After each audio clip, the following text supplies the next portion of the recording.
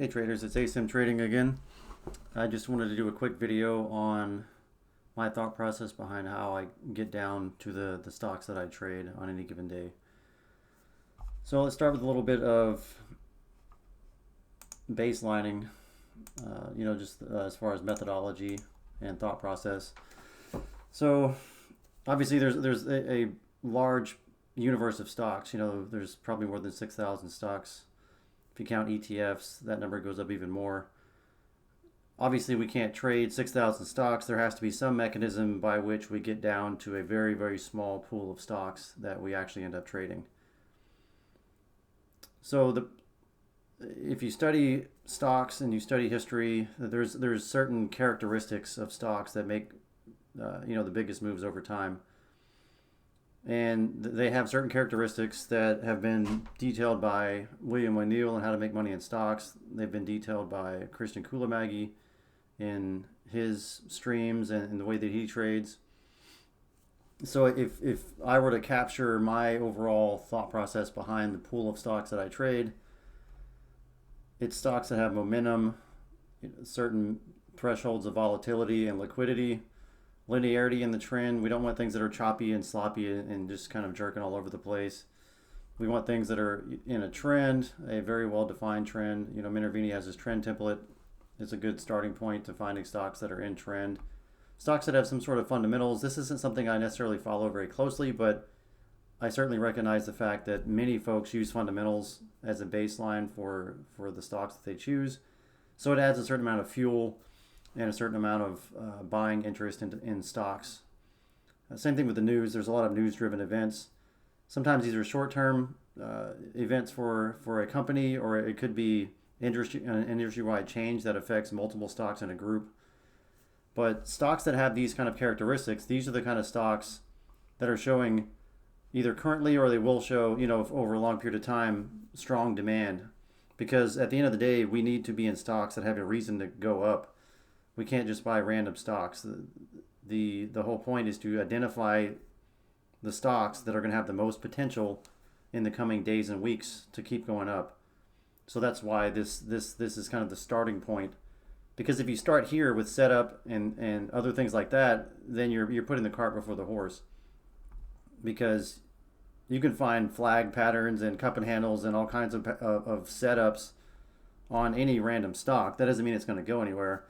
So your starting point needs to be taking this entire universe of stocks, filtering it down to a point using certain criteria that have historically been seen in big moving stocks, or what I like to call power trends from Dr. Schaap.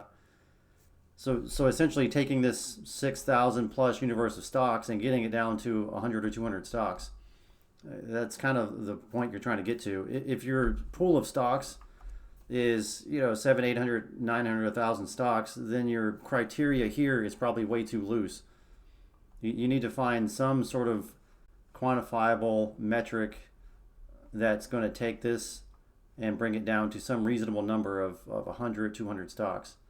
Again, if you have 500, 1,000 stocks, and this is my opinion, I think your criteria is too loose. You might need to bump up your momentum, like your relative strength parameters. Maybe you were using 80%, maybe you bump it up to 90, or maybe you massage your volatility to where maybe you go, let's say you didn't have a volatility filter in there at all. Just adding a simple volatility filter of making sure the stock has at least 3 or 4% ADR at a minimum, that will significantly reduce this number of stocks. Looking for stocks that have minimum levels of volume and liquidity. Again, all of these things, when they're added to this wider universe of stocks, it narrows things down very quickly.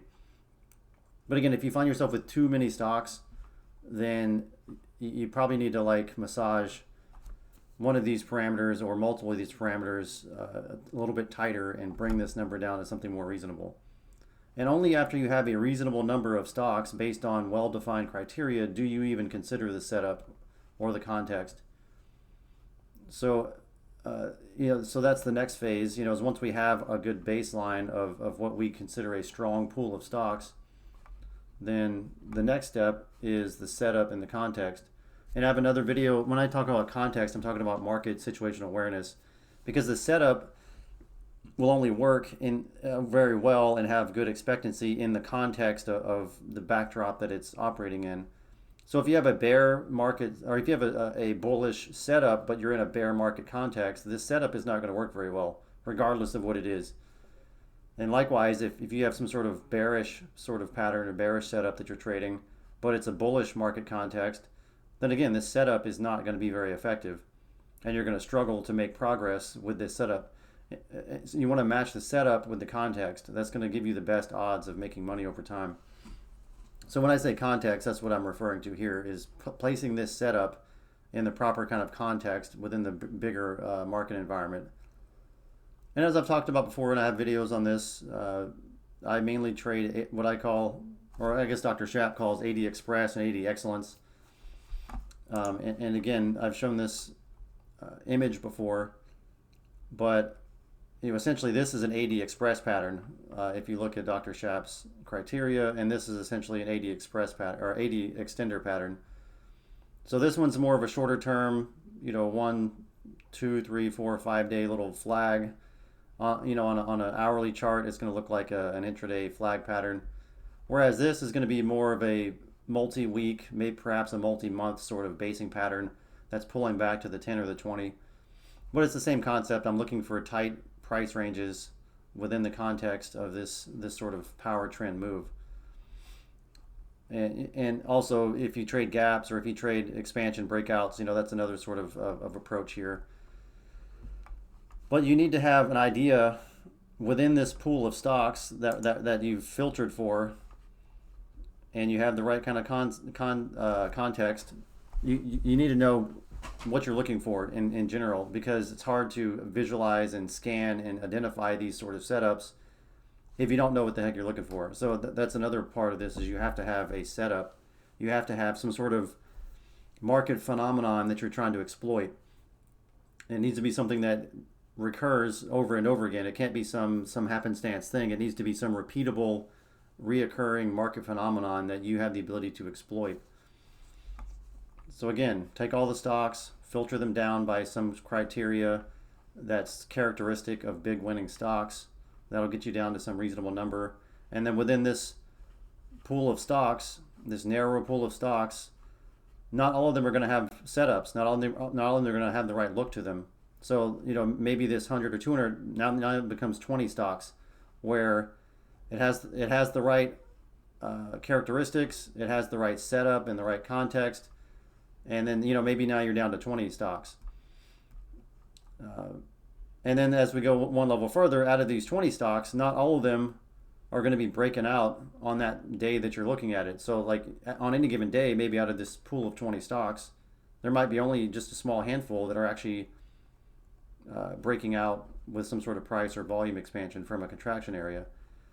Because maybe some of these are too wide and loose, or maybe they don't have the right sort of formation yet. Maybe that comes later. But on any given day, out of this small pool of stocks, and 20 is just, this is just an estimated number. A lot of this also depends on the market context, because sometimes there may be no setups, or maybe there may be very, very few. And then on the good end, when the market is very favorable for your setup, there may be 30, 40, 50 stocks that are meeting these criteria. So again, these numbers are just me talking generally about the process. You just have to keep in mind there's nuances to this, just like with everything in trading. So again, this 20 stocks, on any given day, there might be a small handful of stocks that are actually breaking out. And so within that pool of stocks that are breaking out actively on that day, let's say it's 5 stocks, you're going to have to find some way to narrow that down to 1, 2, 3 stocks. Maybe you sort by volume buzz and you trade the stocks that are having the highest amount of volume buzz.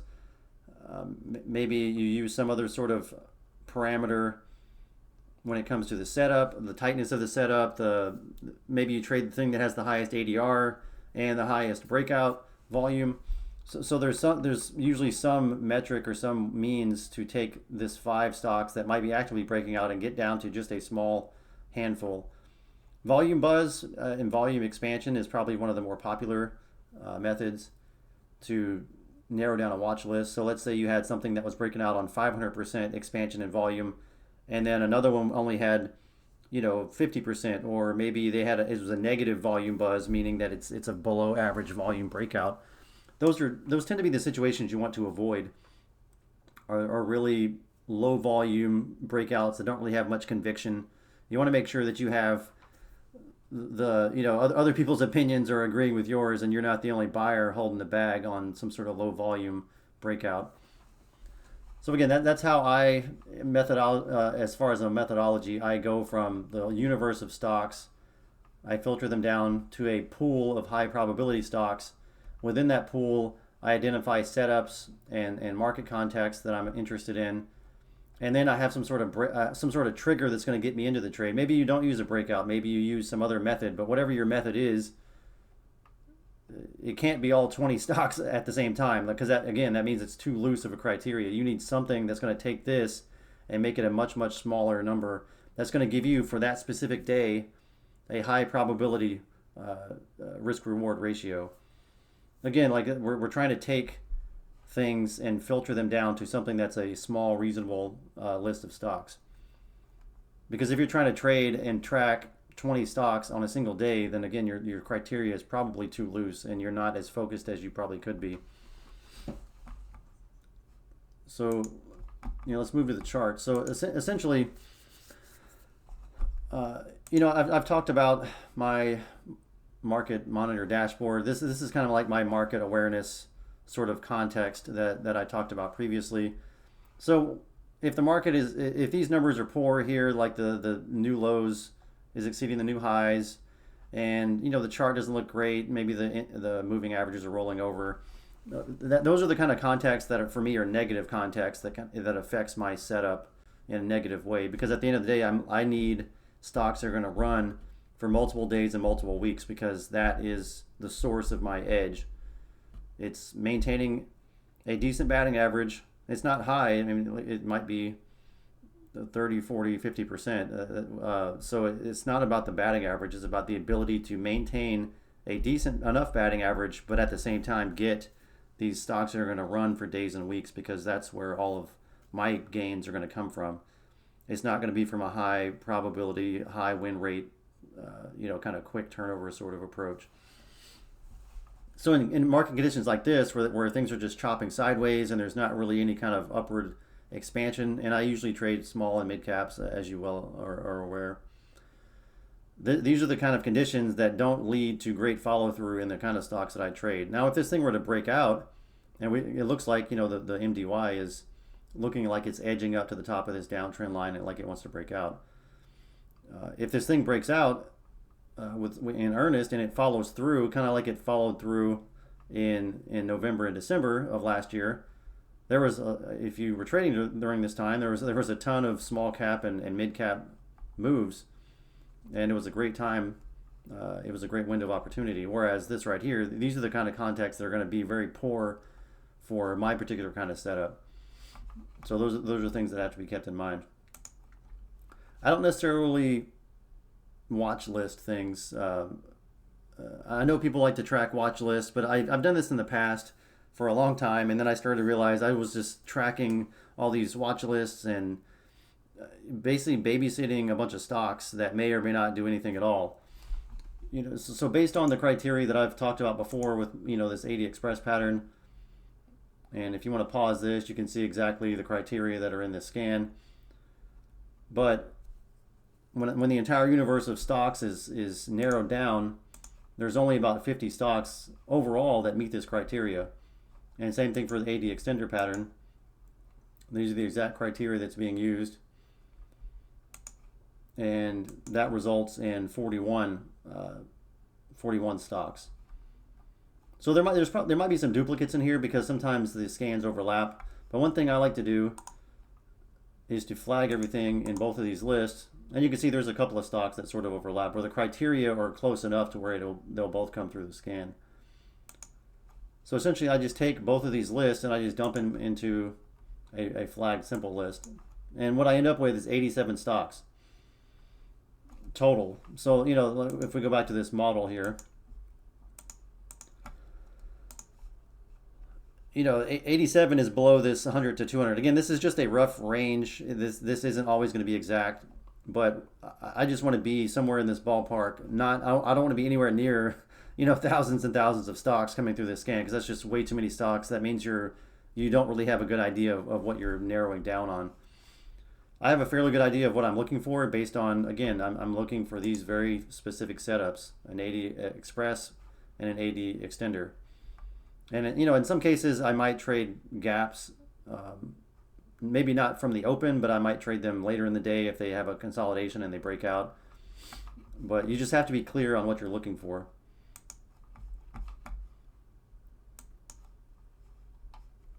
All right, so what I end up with is 87 stocks. So again, how do I go about getting this 87 stocks down to something a lot more reasonable and a lot more manageable? So here I'll explain that. So one thing to keep in mind with TC2000 is if you have the pre-market turned on, it actually skews these numbers in different ways. So I would make sure that you're just looking for regular market hours because otherwise it'll kind of monkey up your outputs. You want to do this essentially when the market is closed after the fact because when you're building your watch list or you're building some sort of list you're tracking, it should be after market hours and not during market hours for the most part, unless you're trading gaps. That's a different story. So as I've mentioned in the past, one thing that I do often is I compare the stock's ADR with its intraday Bollinger Band width. So if you look at this chart here, for instance, this is the intraday Bollinger Band width. So if I cursor on that and you look at the very top of this box where it says B band width 22, that just shows you currently where I'm clicking at, there's a 6% volatility. And, oh, I'm sorry, that's the hourly. So 30 minute, it's like, why is this off? You can see right now it's got a 3% 30-minute Bollinger Band width. And if you look over here in this table, so this column here in this table just shows me, without me having to go through each chart and like going like this, like that would be really cumbersome to go to every single chart and have to like measure the width. I just have it in a column that I have the value dumped here, so I can immediately just quickly scan through. So typically when this left number here, the ADR, is less than this right number, it's going to be extremely volatile. So if I click on LAES, you can see like it's already had a run. It's already been running for several days. This isn't the kind of situation that I would want to be starting from. If I'm starting from down here in this sort of tight compression area, that's a different story. But once it's already expanded for 3, 4, 5 days, like you don't want to be a buyer up here because that's just, you'll go broke really quick if that's your bread and butter strategy. So again, like just look at comparing these numbers. So that one I could just unflag it. Let's find another one that's really off. So INM, it's got a 10 ADR and a 26 intraday. That means it's already broken out. It's already expanded. Again, before I even look at the chart, I already know what I'm going to see. You can see this is not a good starting point that I want to be trading from. I want it to be tracking sideways for a few days. Or at the most, I would want this to be like a day 2 sort of breakout move. So potentially, like if you saw this in your scan on this day, this could have been potentially a day 2 sort of follow through based on the model that we talked about. So that one, I just scratch it off. Again, I can look at the numbers. This is significantly higher than the ADR. It's probably not going to be something I want to trade today. Right, so like, again, yesterday might have been a good day 1 sort of thrust, but I'm not going to trade it today probably because it's extremely extended. It might offer some sort of day 2 move, but I don't focus on day 2 moves necessarily. That's an old Jeff Cooper trick if you remember the hit and run trading series. A couple of his core patterns were basically trading the day after an expansion. So it is possible to scan exclusively for these expansion bars and then potentially trade a follow-through of that expansion. That's not necessarily a strategy that I employ quite a bit. So that one I can scratch off. Let's find more. So 8 and 15. So FUSN, that one is probably going to be too loose and sloppy. So this one is an example of, because this thing has expanded, you can see that it's expanded the last several days. At least the price has gone up. You can see the Bollinger Band width has significantly expanded too. So when these Bollinger Bands spread out, it just means the stock has already made a move. Whereas right here, whenever they pinch together, this is where you get the contraction areas. Like this is the point where I would rather be buying, not up here. So again, if this came through my scan yesterday or the day before, that's okay. That might be something I would add to a watch list. At this point in time, it's just too wide and loose. So I'm not going to bore you and go through every single chart, but you can just see when you get to the point where it's like double here, it's already moved. Again, this might have been a good candidate yesterday, or I'm sorry, the day before, and then like this is a day 2 follow through. Those are certainly viable setups. They're just not particularly my cup of tea. So essentially I just go through here and I just start clicking off all of the ones and removing them if the left number is smaller than the right.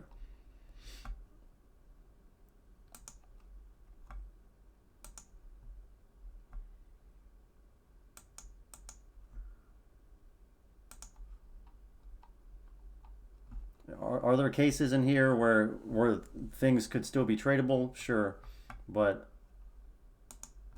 I'm just showing you how I would go about filtering a list of stocks. I'm just removing the ones where the right number is bigger than the left number. And I'm old and half blind, so sometimes I miss them. So this isn't a perfect process. All right, so I still have 64 stocks. So once I've gone through and I've eliminated the ones that are too wide and loose, the next thing I do is I just look at the actual setup itself, and I'm asking myself in my head, does it look like this? Or does it look like this? And if the answer is no, then it's probably something that I'm going to pass on. So this has a pretty good look to it. If I compare this to the model, this is why you want to have models. You want to be able to have something to compare to. So I'm looking for something like this.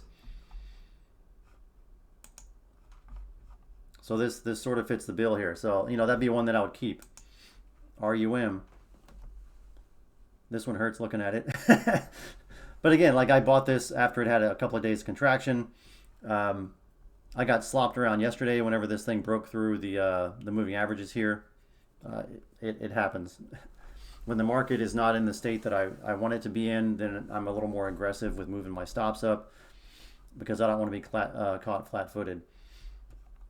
So this one right now does not have the look that I'm looking for, so I get rid of it. This one has 2 days of pause. So this, if you want to draw little flags, little flag on this thing, that might be a potential that you could trade the breakout of this flag depending on your strategy. Again, I'm looking at the model. And if you're new to this, you can have the model up on one side of your screen and you can have the stocks on the other. That way you can just quickly compare the two. I already know what I'm looking for, so that's not super necessary, but I'm looking for this or I'm looking for this. Again, this one looks pretty good to me. And if you want to draw a little flag on this, this is building higher lows here. If this were to break out, then that seems like it'd be a pretty good situation. So I keep it on the list. And then I just do this over and over again. Like this has 2 days of pause, but when I look at the actual intraday setup, this is a flaggish sort of setup, but it's not really giving me a warm and fuzzy, so I probably wouldn't trade that one. Again, this one is having a pullback, but if I look at here, it's making lower highs and lower lows. Like this isn't the structure that I'm looking for. So again, just because it comes on this list doesn't mean it's tradable. You still have to look at the setup. You have to make sure that it looks like the picture that you're of your model. So I'd get rid of that one. This one's trading tight for a couple days. Again, I don't prefer these little short range days, especially after it's already run. If I get these 2 pause days right after a base breakout, those are a little bit more high odds than it's already run up almost 100% and now it's just now putting those in. Those are not the situations that I really like to trade. something that's run about this much, I want it to give a full base. Like this thing ran at 74% and then gave a multi-week base. Like this is the kind of look, which is the 80 extender pattern that I would look for after it's had a few kind of mini legs up. This thing's already had 2 legs up. You know, it's trying to make a third. Could it run from here? Sure, but it's not really the situation that I necessarily focus on. Again, there's a lot of, it looks like so far there's a lot of these short little flags. These things can work. I'm not saying that in the right kind of market, these things can keep running over and over again. So, you know, this one looks like it's not having having a great day. So you can draw these flags here, but again, this one does not have the right. Down here, like this is a nice tight structure. You can see the white bars are showing contraction. This is the kind of situation that I'm really keying in on. A big move up, it flags for a couple of days or a couple of weeks, and then it breaks out on volume and price expansion, and it has a nice run. But right now, where it's at now, I probably wouldn't trade this. This one, you know, this one doesn't look too bad. It's pulling into its moving averages, and it's having a couple of contraction days here. It's starting to build these higher lows, and you know, if it can hold this, then that's great. You know, maybe it breaks out of this range here. But these sort of flags coming off the bottom, once they break out of these can be powerful moves as well. So that looks like a decent one. So I'm going to quickly go through these. So I'm just visually looking for new highs and new lows. I'm not going to sit here and go through every single chart in depth, because that's just going to take too long. So that one I would get rid of. That one looks like it tried to poke its head out, but it kind of got knocked down. So, you know, maybe if it can get back up here. That one's looking sloppy. That one's breaking down. That one's already wedging up. This one looks sufficiently tight. This one looks decently tight here. And you can use whatever method you want to use, as far as, like, if you don't like trend lines. This is just for people that need something. I'll use the Bollinger Bands. Honestly, I don't use trend lines that much at all. I'm just showing visually what kind of pattern I'm looking for. Even though I know, like, I don't use this. This isn't exactly what I do. I'd rather use the trend line or the Bollinger Bands. Again, so this is just the process. You just flagging these things out wherever there's a flag. If there's no flag, you just get rid of it. You know, this one's wide and loose and kind of sloppy. I mean, maybe if it can break through here, but this is not my kind of look. Oh, here's one that I missed. That's too sloppy.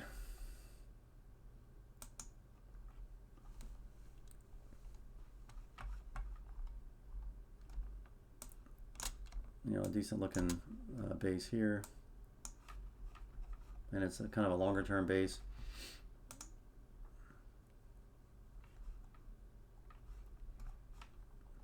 Again, like this is not really, this sort of tight compression here is much different than this kind of wide, sloppy looking thing here.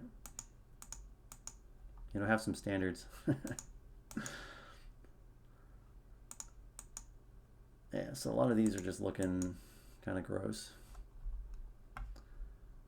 You know, this is looking, I would like this to pull back for a day or two, because this is looking decent. Like, it has the right price and volume on it right now, and it's starting to build higher lows. But, you know, maybe you could set yourself an alert there if it breaks those highs.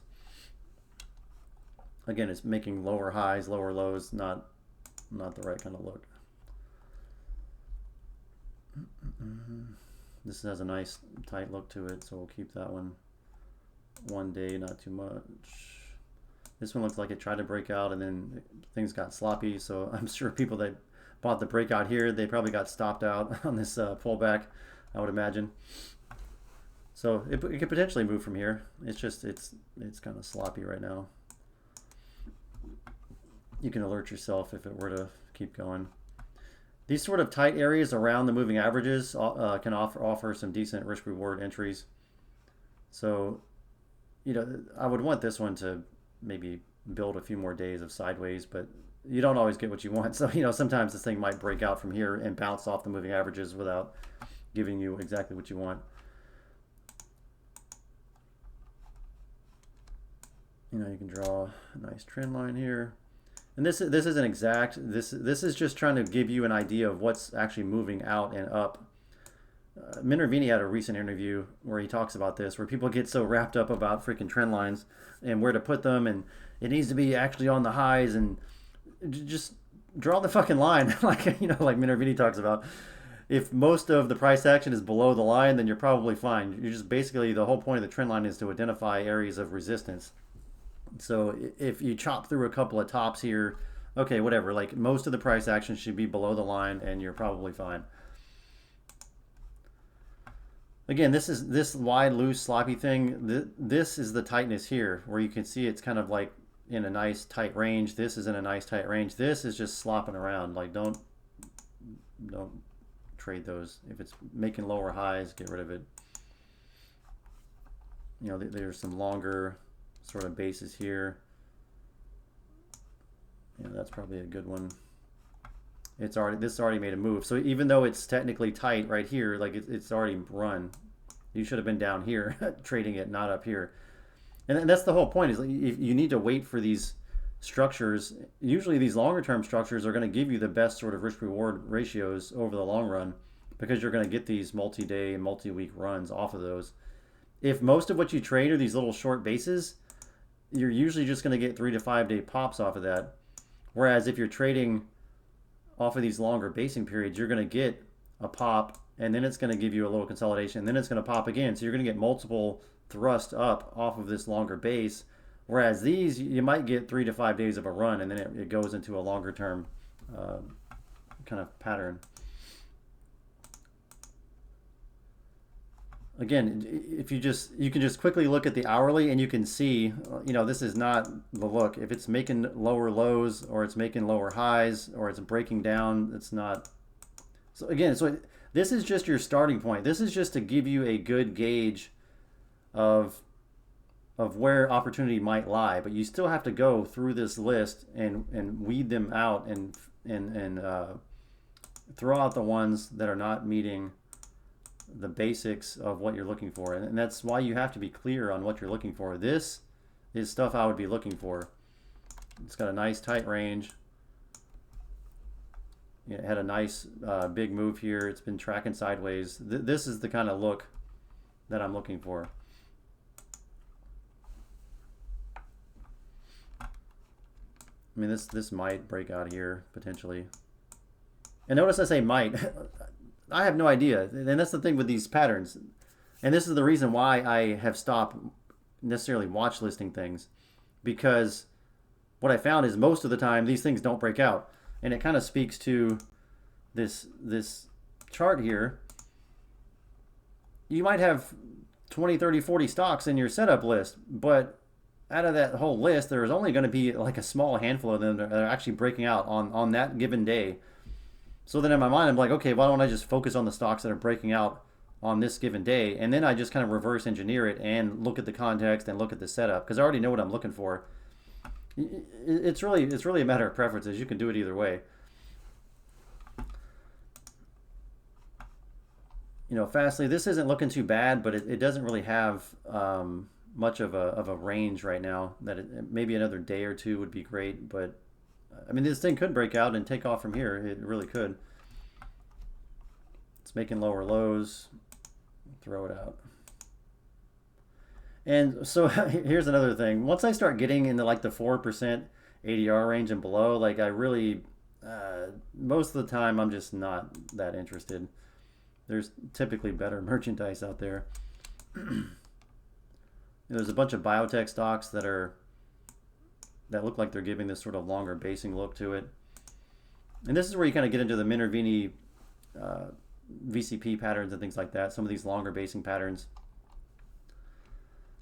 Again, this is wide and loose and sloppy, not really interested. So I'm just for the sake of expediency, I'm just gonna get rid of all these that are 4% and below. So again, now we have 22 stocks. So I took that list of shoot, I forget how many we had initially, but I think it was like 80 something stocks. So that 80 something stocks now became 22 stocks.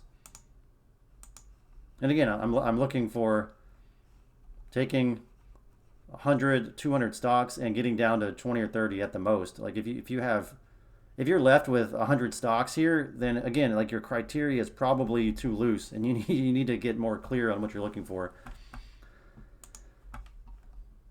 So this would be my watch list for the day. So this is my main trading screen here. And so if I had a watch list, this would be my watch list. And you can use this watch list at the open and kind of see how is my watch list acting. Are things breaking out? Are they breaking down? And then when the market actually opens, what you're doing, if I usually sort by volume buzz, but you're looking for the stocks that have a positive percentage change and a high volume buzz. At least 50%, but usually you want several 100% volume buzz. That means that the thing is breaking out with some oomph. If you're down here on this end where it's like in the negative 63 or whatever, yes, there are some of those that will work, but it's just I'm looking for high odds situations, and typically when things break out on meager volume, their ability to follow through is not super great. So this is my process of how I would take the entire universe of stocks, filter them down by some criteria that gives a pool of high probability stocks, taking that pool of high probability stocks and narrowing that down to a more manageable list of things that have the potential to break out today or in the next day or two. And then this list here is going to be what I'm looking at when the market is open. So that's it. Like I'm not looking at anything else. I'm looking at these 22 stocks. Everything else doesn't exist. That's the perspective you need to have. And then what you do, at the end of the week, if you find that you're missing things or things were not in your process and you somehow missed it, then that should spur you to action to study those stocks and say, okay, why did I miss this? Is my scan criteria, does it need to be fixed or changed or updated?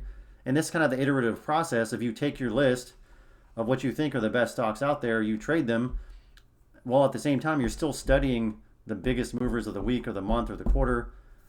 And then you're asking yourself, did I catch this? And if the answer is no, you have to kind of dissect that and say, okay, why did I not catch this?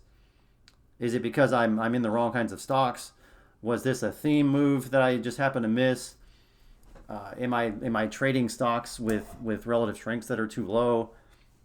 You basically challenge your own biases and your own assumptions, and challenge your own scans even, because just because you have the scan criteria doesn't mean that it's like the optimum way to do things. But as over time, as you do this process of whittling down, having a list, using that list as the basis of your trading, and also at the same time studying the market and studying the biggest moving stocks, you're going to improve this process over time, and you're going to get down to a point of exactly what you're looking for. Your scans are going to help you pull those things out, and you have a process in place to identify the stocks with the highest potential to give you positive expectancy. So thanks for listening, and we'll catch you next time.